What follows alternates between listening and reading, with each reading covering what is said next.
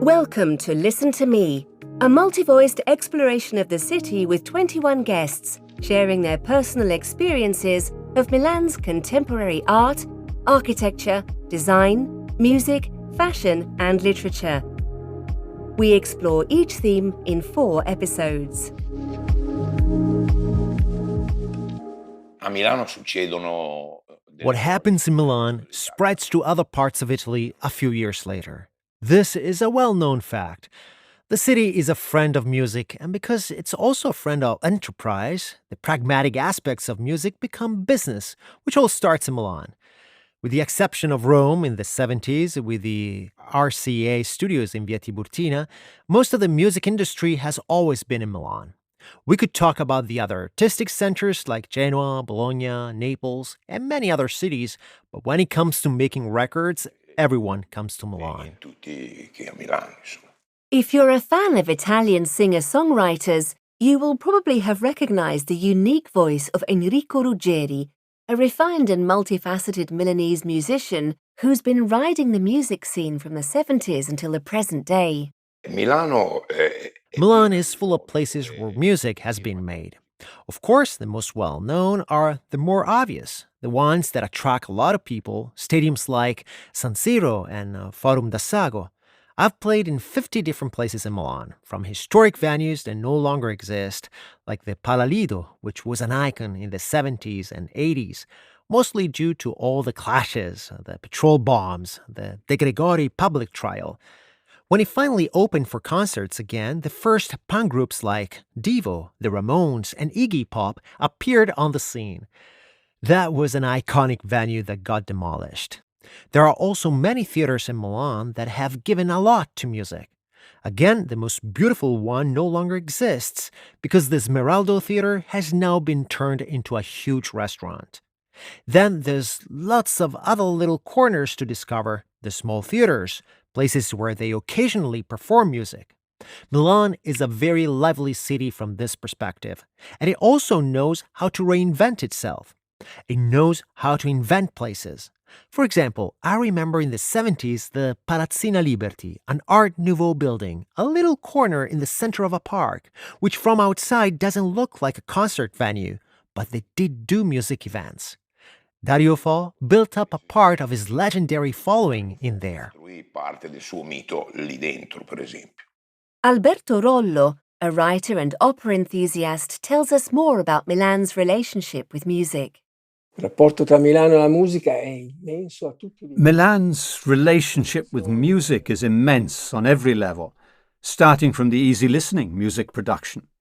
All of the big recording companies have been here, and they've grown here, done business here, and they've opened up a world that didn't exist before. Well, it did exist, but it wasn't as prominent as it is now. But obviously, Milan and music, it's not just about the Scala. It's also represented by its history, its great conductors, like Toscanini, for example, who reopened La Scala with a really modern gesture. It was a really contemporary event for its times, wasn't it? Celebrating music, celebrating great music amidst the ruins. And then it's the Milan of Abbado. How can we ignore these important figures? The Milan of Muti. I'm not going to get into the controversy between the two conductors, but both of them were really significant in Milanese music. And the city now has some really interesting spaces, like the Conservatorio, the Milan Conservatory, for example, which has its own foundation and value, even in contemporary music. I was lucky. I'm lucky to know a contemporary composer like Fabio Vacchi. He's not exactly Milanese because he's from Bologna, but in the end, is anyone ever truly Milanese nowadays? That's not what it's about. The Milanese are a mishmash of different people. And Fabio Vacchi is a great composer, a composer who has made his mark also more recently at the Scala with a variety of opera and ballet productions. The opera totale, a total work of art, right? What he has in mind is a total opera, so composers, performers, and places. E luoghi. Talking about music in Milan also means talking about its composers. And the first who springs to mind, the most famous of them all, is Giuseppe Verdi, the author of eternal operas like Aida or La Traviata. He too was an outsider, but he rose to great fame in Milan. Petra Magoni, one of the most beautiful Italian female jazz voices, and Enrico Ruggeri, who we listened to earlier, give us their views on Giuseppe Verdi. Well, yes, here we're talking about the sacred giants of music. Of course, they wrote masterpieces, and I have to say they really do amaze me. I don't know all of Verdi's operas, but among his many works I was really struck by Falstaff, which is the last one, if I'm not wrong. There's not as many hits in it, but it's an extremely complex work, a very musical work with lots and lots of movement, dynamism. In my opinion, it has a completely different style to all the rest.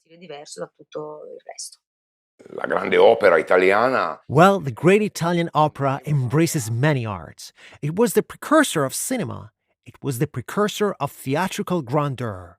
Think about Aida, the mise-en-scène. How difficult it must have been to bring elephants on stage. The great operas were built on the figurative arts, theater, communication, staging, entrepreneurship.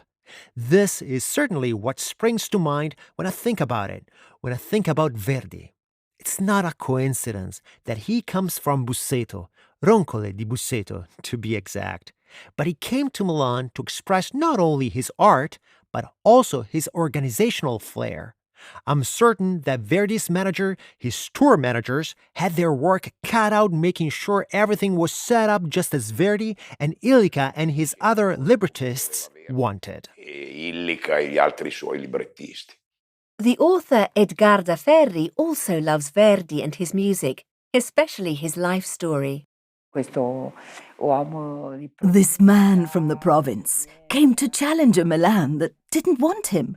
He was cast out. They wouldn't take him at the conservatory because he came from a different province. He came from Parma. His character, his love for the countryside, it's a really beautiful story. Then there's also the fact that he left Casa Verdi, the Verdi rest home, to Milan, which is really important. Now it's an institution. But the idea to create a rest home for musicians like that, where they can continue to play and sing in the true sense of the word, what a wonderful thing to give to the city. I go there quite often. And who left us these things? Well, a gentleman. If only there were more like him. Oh, signore, ce ne fossero. The rest home that Edgarda Ferri is talking about is a unique institution, a rest home for musicians, where music lives on in the memory and passions of its guests. A miraculous gesture of kindness that Verdi not only established, but also chose as his final resting place. It's truly inspiring to see Verdi's mausoleum in a place that is still so alive and filled with music today. Yes, because Casa Verdi, as it is known in Milan, is full of musical instruments used both by its inhabitants and visiting musicians who come here to practice, as if to say, if you love music, music will never die. The Giuseppe Verdi Casa di Riposo per Musicisti can be found right in front of the stop Buonarroti on the red metro line M1. For visitor information and opening times, please visit the Foundation's website. But even after Giuseppe Verdi, Milan has continued to provide us with many gifted musicians. One of these people was the refined and ironic singer-songwriter Giorgio Gaber, a symbol of the creative turbulence of the Milan of the 70s. The Teatro Lirico Giorgio Gaber near Duomo, which has recently been reopened after lengthy restoration works, was also named after him.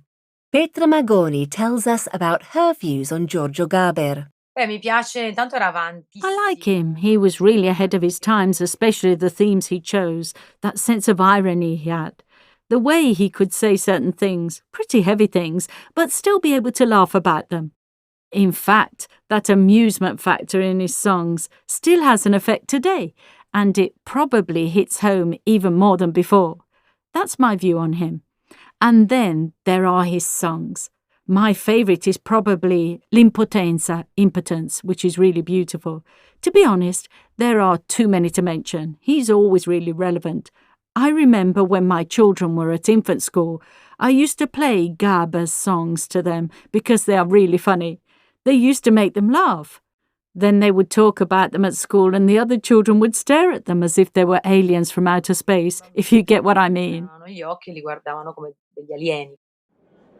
Among the many appointments during the music season, there are two important events. In autumn, there's Mito Settembre Musica, a festival held in both Milan and Turin, and Piano City in the spring, where Italian and international pianists of every genre play in unexpected locations around the city, from parks to museums. This is the end of the first episode, but don't take your headphones off just yet, because in the next episodes, we'll be exploring other music venues in the city, starting, of course, with the Scala Opera House. To listen to the next episodes, follow us on your favourite podcast platforms or visit www.casemuseo.it, where you can also buy the Casa Museo card to visit the Pol di Pezzoli Museum, the Bagatti Valsecchi Museum, and Villa Necchi Campiglio at a discount price. The Boschi di Stefano House Museum is free to visit.